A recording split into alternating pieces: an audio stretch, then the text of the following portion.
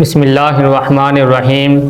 حضرت زید بن حارثہ رضی اللہ تعالیٰ عنہ نبی علیہ السلام کے آزاد کردہ غلام اور محبوب ترین صحابی تھے۔ صحابہ کرام حضرت زید بن حارثہ رضی اللہ تعالیٰ عنہ کو حب رسول اور ان کے بیٹے حضرت اسامہ رضی اللہ تعالیٰ عنہ کو حب بن حب کہتے تھے۔ تمام صحابہ میں سے یہ شرف صرف حضرت زید بن حارثہ رضی اللہ تعالیٰ عنہ کو حاصل ہوا۔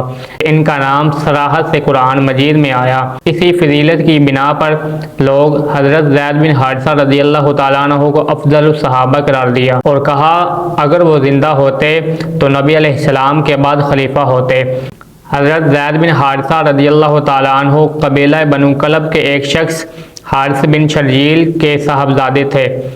حضرت زید بن حارثہ رضی اللہ تعالیٰ عنہ کی عمر ابھی 8 سال تھی۔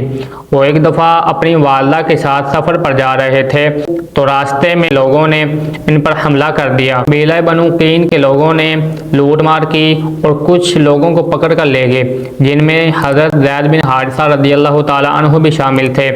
حضرت زید بن حارثہ رضی اللہ تعالیٰ عنہ کو عکاظ کے میلے حکیم بن حزام کے ہاتھ بیچ دیا گیا، جو کہ حضرت خدیجہ الکبریٰ رضی اللہ تعالیٰ عنہا کے بھتیجے تھے۔